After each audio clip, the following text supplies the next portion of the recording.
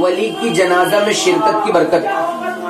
ایک شخص حضرت سیدنا سری سقطی رحمت اللہ علیہ کے جنازے میں شریک ہوا۔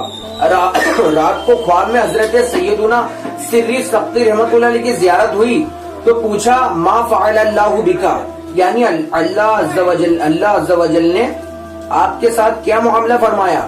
جواب دیا اللہ عز و جل نے میری اور میرے جنازے میں شریک ہو کر نماز جنازہ پڑھنے والوں کی مغفرت فرما دی۔ اس نے عرض کی یا سیدی، میں نے بھی آپ کے جنازے میں شریک ہو کر نماز جنازہ پڑھی تھی تو آپ نے ایک فہرست نکالی مگر اس شخص کا نام شامل نہ تھا۔ جب غور سے دیکھا تو اس کا نام حاشیے پر موجود تھا۔ شرح الصدور کے اندر یہ بات لکھی ہوئی ہے۔ عقیدت مندوں کی بھی مغفرت۔ حضرت سیدنا بشر حافظ رحمت اللہ علیہ کا انتقال کے بعد قاسم بن منبہ رحمت اللہ علیہ نے خواب میں دیکھ کر پوچھا ما فعل اللہ بکا، یعنی اللہ عز و جل نے آپ کے ساتھ کیا معاملہ فرمایا؟ جواب دیا اللہ عز و جل نے مجھے بخش دیا اور ارشاد فرمایا اے بشر تم کو بلکہ تمہارے جنازے میں جو شریک ہوئے ان کو بھی میں نے بخش دیا۔ جو میں نے عرض کی تو میں نے عرض کی، حضرت بشر حافظ رحمۃ اللہ نے عرض کی تو میں نے عرض کی یا رب عز و جل مجھ سے محبت کرنے والوں کو بھی بخش دے۔ تو اللہ عز و جل کی رحمت مزید جوش پر آئی اور فرمایا قیامت تک جو تم سے محبت کریں گے ان سب کو بھی میں نے بخش دیا۔ سبحان اللہ۔ شرح الصدور کے اندر یہ بات لکھی ہوئی ہے۔ اللہ والوں سے نسبت باعث سعادت، ان کا ذکر خیر باعث نزول رحمت، ان کی صحبت دو جہاں کے لیے بابرکت، ان کے مزارات کی زیارت اور ان کی عقیدت ذریعہ نجات آخرت ہے۔ الحمدللہ عز و جل ہمیں بھی اولیاء کرام رحمت اللہ تعالی علیہ سے عقیدت سیدنا بشر حافظ رحمت اللہ علیہ سے محبت ہے۔ یا اللہ ان کے صدقے ہماری بھی مغفرت فرما، آمین بجاہ النبی الامین صلی اللہ تعالی علیہ وسلم۔ کفن چور۔ ایک عورت کی نماز جنازہ میں ایک کفن چور بھی شامل ہو گیا اور قبرستان ساتھ جا کر اس نے قبر کا پتہ محفوظ کر لیا۔ جب رات ہوئی تو اس نے کفن چرانے کے لیے قبر کھود ڈالی۔ یکا یک مرحومہ بول اٹھی سبحان اللہ، ایک مغفور یعنی بخشش کا حقدار شخص، مغفور یعنی بخشی ہوئی عورت کا کفن چراتا ہے۔ سن اللہ تعالیٰ نے میری بھی مغفرت کر دی اور ان تمام لوگوں کی بھی جنہوں نے میرے جنازے کی نمازیں پڑھی، اور تو بھی ان میں شریک تھا۔ یہ سن کر اس نے فوراً قبر پر مٹی ڈال لی اور سچے دل سے توبہ تائب ہو گیا۔ شرح الصدور کے اندر یہ بات لکھی ہوئی ہے۔ میٹھے میٹھے اسلامی بھائیوں، دیکھا آپ نے نیک بندوں کی نماز جنازے میں حاضری کس قدر سعادت مندی کی بات ہے۔ جب بھی موقع ملے بلکہ موقع نکال کر مسلمانوں کے جنازوں میں شرکت کرتے رہنا چاہیے۔ ہو سکتا ہے کسی نیک بندے کے جنازے میں شمولیت ہمارے لیے سامان مغفرت بن جائے۔ خدا رحمان عز و جل کی رحمت پر قربان، جب وہ کسی مرنے والے کی مغفرت فرما دیتا ہے تو اس کے جنازہ کا ساتھ دینے والوں کو بھی بخش دیتا ہے۔ چنانچہ حضرت سیدنا عبداللہ بن عباس رضی اللہ تعالیٰ عنہ سے روایت ہے کہ سرکار مدینہ صلی اللہ تعالی علیہ وآلہ وسلم نے ارشاد فرمایا بندہ مومن کو مرنے کے بعد سب سے پہلی جزا دی جائے گی کہ اس کے تمام شرکائے جنازہ کی بخشش کر دی جائے گی۔ بندہ مومن جب انتقال فرمائے گا تو اس کو سب سے پہلے جزا یہ دی جائے گی جو اس کے جنازے میں شریک ہوا، ان سب کی بخشش کر دی جائے گی۔ شعیب الایمان کے اندر یہ حدیث موجود ہے۔ قبر میں پہلا تحفہ۔ سرکار نامدار دونوں عالم کے مالک و مختار شہنشاہ ابرار صلی اللہ تعالی علیہ وسلم کا فرمان مغفرت نشان ہے۔ مومن جب قبر میں داخل ہوتا ہے تو اس کو سب سے پہلا تحفہ یہ دیا جاتا ہے کہ اس کی نماز جنازہ پڑھنے والوں کی مغفرت کر دی جاتی ہے۔ کنز العمال کے اندر یہ حدیث موجود ہے۔ حضور صلی اللہ تعالی علیہ وسلم کا فرمان عافیت نشان ہے۔ جب کوئی جنتی شخص فوت ہو جاتا ہے تو اللہ عز و جل فرماتا ہے، سماعت فرمائیں، حدیث سنیں آپ پہلے، جنتی کا جنازہ۔ حضور صلی اللہ تعالی وسلم کا فرمان عافیت نشان ہے۔ جب کوئی جنتی شخص فوت ہو جاتا ہے تو اللہ عز و جل حیا فرماتا ہے، اللہ عز و جل حیا فرماتا ہے کہ ان لوگوں کو عذاب دے جو اس کا جنازہ لے کر چلے اور جو اس کے پیچھے چلے اور جنہوں نے اس کی نماز جنازہ ادا کی۔ جنازہ کا ساتھ دینے کا ثواب۔ سیدنا داؤد علیہ نبینا علیہ الصلوۃ والسلام کا بارگاہ خداوندی میں عرض کرتے ہیں، یا اللہ، جس نے محض تیری رضا کے لیے جنازے کا ساتھ دیا اس کی جزا کیا ہے؟ اللہ تعالیٰ نے ارشاد فرمایا، جس دن وہ مرے گا تو فرشتے اس کے جنازے کے ہمراہ چلیں گے اور میں اس کی مغفرت کر دوں گا۔ شرح الصدور کے اندر یہ بات موجود ہے۔ احد پہاڑ جتنا ثواب۔ حضرت سیدنا ابو ہریرہ رضی اللہ تعالیٰ عنہ نے کہا کہ سرکار مدینہ صلی اللہ تعالی علیہ وآلہ وسلم نے ارشاد فرمایا کہ جو شخص ایمان کا تقاضا سمجھ کر اور حصول ثواب کی نیت سے اپنے گھر سے جنازے کے ساتھ چلے، نماز جنازہ پڑھے اور دفن تک جنازہ کے ساتھ رہے، اس کے لیے 2 قیراط ثواب ہے، جس میں سے ہر قیراط احد پہاڑ کے برابر ہے۔ اور جو شخص صرف جنازے کی نماز پڑھ کر واپس آ جائے اور تدفین میں شریک نہ ہو تو اس کے لیے 1 قیراط ثواب ہے، احد پہاڑ کے برابر ہے۔ صحیح مسلم کے اندر یہ حدیث موجود ہے۔ نماز جنازہ باعث عبرت ہے۔ حضرت سیدنا ابو ذر غفاری رحمۃ اللہ علیہ کا ارشاد ہے، مجھ سے سرکار دو عالم نور مجسم شاہ بنی آدم رسول محتشم صلی اللہ تعالی علیہ وسلم نے ارشاد فرمایا، قبروں کی زیارت کرو تاکہ آخرت کی یاد آئے، اور مردوں کو نہلاؤ کہ فانی جسم یعنی مردہ جسم کا چھونا بہت بڑی نصیحت ہے، اور نماز جنازہ پڑھو تاکہ یہ تمہیں غمگین کرے، کیونکہ غمگین انسان اللہ عز و جل کے ساتھ ہوتا ہے اور نیکی کا کام کرتا ہے۔ المستدرک کے اندر یہ حدیث موجود ہے۔ میت کو نہلانے کے وغیرہ کی فضیلت۔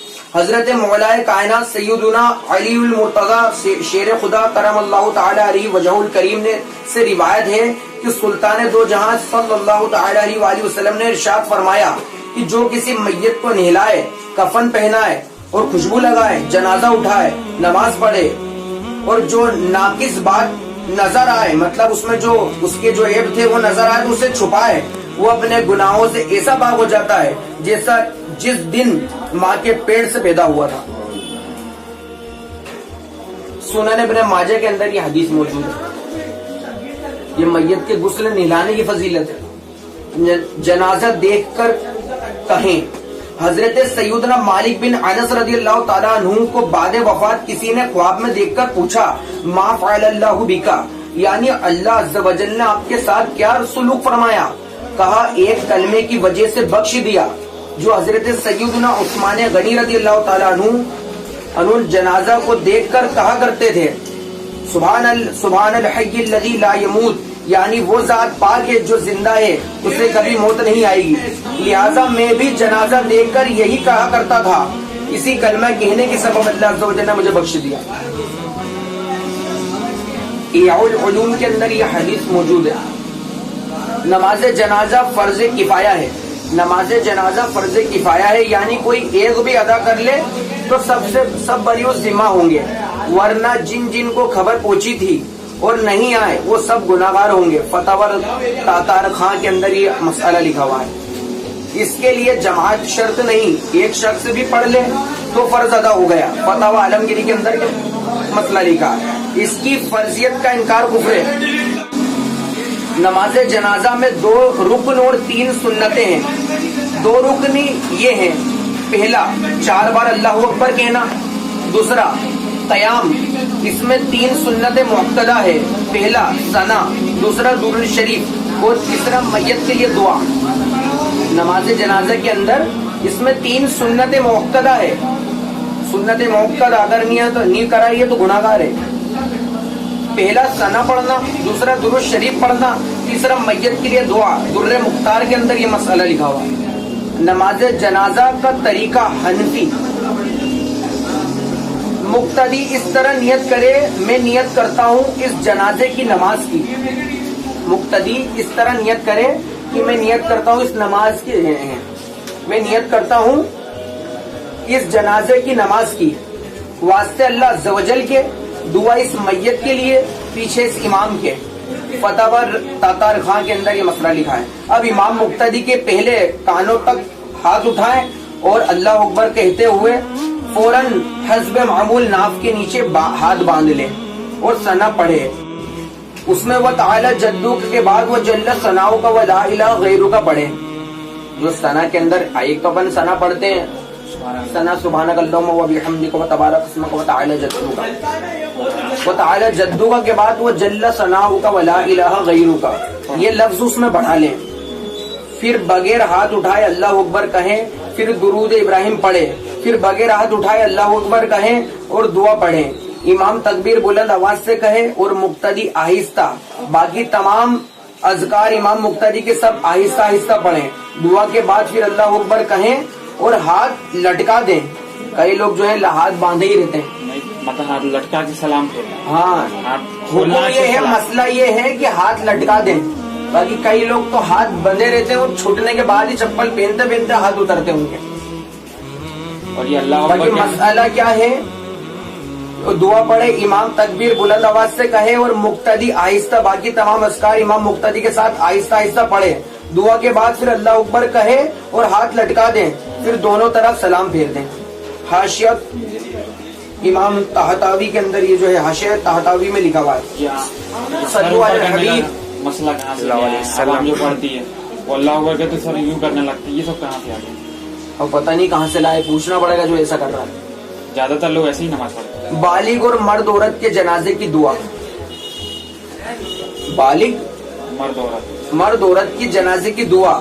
اللہم اغفر لی حینا و میتینا و شاہدینا و غائبینا و صغیرینا و کبیرینا و ذکرینا و انسانا. اللہم من احییتہ منا فاحییہ علی الاسلام ومن توفیتہ منا فتوفہ علی الایمان. یہ کس کی دعا ہے؟ بالغ مرد عورت کے جنازے کی دعا. نابالغ لڑکے کی دعا. اللہم اجعلہ لنا فرطا واجعلہ لنا اجرا وذکرا واجعلہ لنا شافعا ومشفعا. نابالغ لڑکی کی دعا. اللہم اجعلہا لنا فرطا واجعلہا لنا اجرا وذکرا واجعلہا لنا شاہدتا ومشفعتا. یہ جو ہے نابالغ لڑکے کی دعا اوپر اور نیچے نابالغ لڑکی کی دعا، اور بالغ مرد عورت کی اوپر پہلے سنا دی گئی. جوتے پر کھڑے ہو کر نماز جنازہ پڑھنا. جوتا پہن کر اگر نماز جنازہ پڑھیں تو جوتے اور زمین دونوں کا پاک ہونا ضروری ہے، اور جوتا اتار کر اس پر کھڑے ہو کر پڑھیں گے تو جوتے کے تلے اور زمین کا پاک ہونا ضروری نہیں. میرے آقا اعلیٰ حضرت امام احمد رضا خان فاضل بریلوی رحمت اللہ علیہ ایک سوال کے جواب میں ارشاد فرماتے ہیں، اگر وہ جگہ پیشاب وغیرہ سے ناپاک تھی یا جن کے جوتوں کے تلے ناپاک تھے اور اس حالت میں جوتا پہنے ہوئے نماز پڑھی، ان کی نماز نہ ہوئی. احتیاط یہی ہے کہ جوتا اتار کر اس پر پاؤں رکھ کر نماز پڑھی جائے کہ زمین باتلا اگر ناپاک ہو تو نماز میں خلل نہ آئے گی. یہ اعلیٰ حضرت نے مسئلہ سمجھا. فتح رضویہ کے اندر اعلیٰ حضرت رحمۃ اللہ نے بات سمجھائی ہے. غائبانہ نماز جنازہ. غائبانہ مطلب جس کی نماز جنازہ پڑھنا ہے وہ ہے ہی نہیں، میت ہے ہی نہیں تو نماز جنازہ، غائبانہ نماز جنازہ. میت کا سامنے ہونا ضروری ہے، غائبانہ نماز جنازہ نہیں ہو سکتی. در مختار کے اندر یہ مسئلہ امام نے بیان فرمایا. مستحب یہ ہے کہ مستحب یہ ہے کہ امام میت کے سینے کے سامنے کھڑا ہو. مستحب ہے. چند جنازوں کی اکٹھی نماز کا طریقہ. چند جنازے مطلب بہت سارے، جتنے ڈھیر سارے جنازے ہیں ان کی نماز اکٹھی نماز جنازہ کا طریقہ کیا ہے؟ چند جنازے ایک ساتھ بھی پڑھے جا سکتے ہیں. اس میں اختیار ہے کہ سب کو آگے پیچھے رکھیں، یعنی سب کا سینہ امام کے سامنے ہو، یا قطار بند یعنی ایک کے پاؤں کے سیدھے میں دوسرے کا سرہانا اور دوسرے کے پاؤں کے سدھ میں تیسرے کا سرہانا. واللہ عادل فی القیاس، یعنی اس پر قیاس کیجیے. بہار شریعت کے اندر मुफ्ती अमजद अली आजमी रहमतुल्लाह अलैह ने ये मसला बयान फरमाया है। जनाजा में कितनी सफ़े हों, ये थोड़ा सा करके इख्तिताम करते हैं।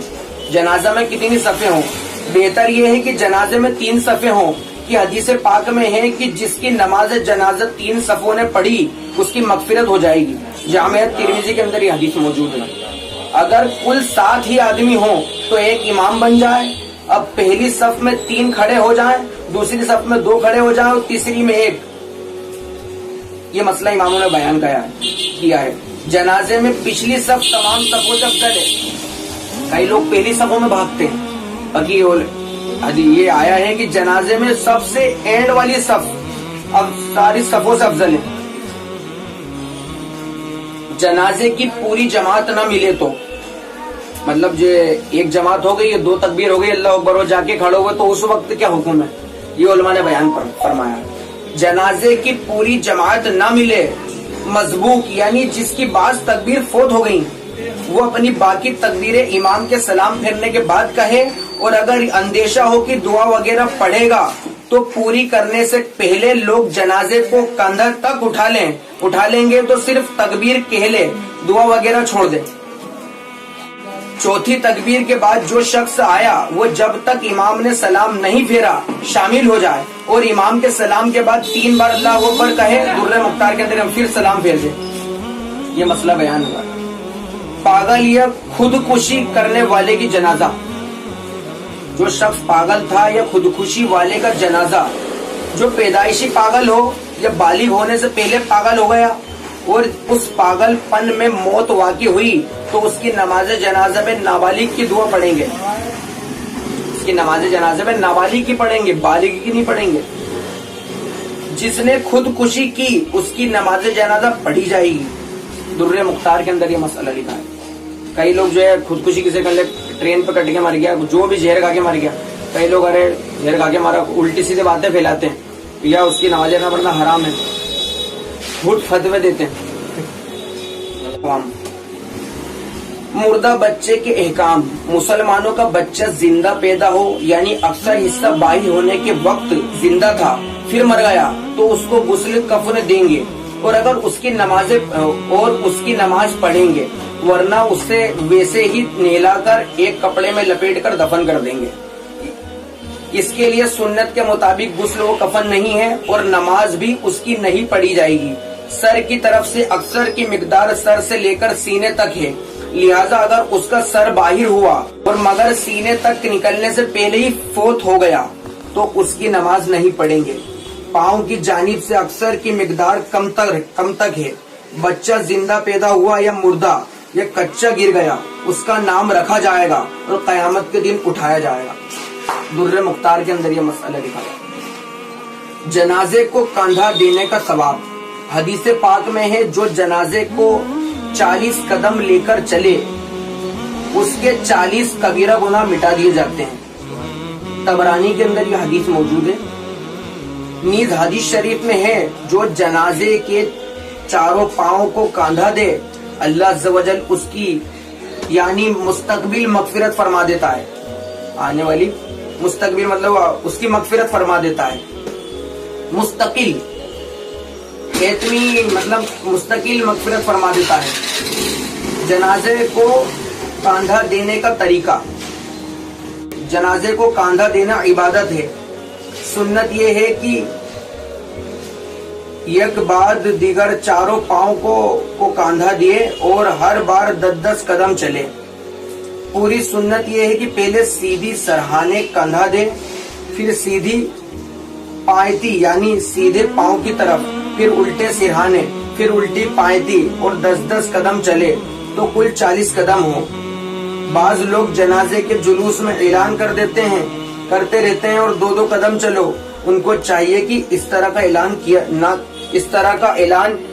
किया करें, हर वाले को कंधे पर ले 10-10 कदम चलें। बच्चे का जनाजा उठाने का तरीका, छोटे बच्चे का जनाजे को अगर एक शख्स हाथ पर उठाकर ले चले हरज नहीं, और एक के बाद दीगर लोग हाथों हाथ लेते रहें। औरतों को बच्चा या बड़ा किसी की भी जनाजे के साथ जाना जायज ममनू है। عورتوں کو جنازے میں جانا منع ہے، جائز نہیں ہے، ناجائز ہے۔ نماز جنازہ کے بعد واپسی کے مسائل۔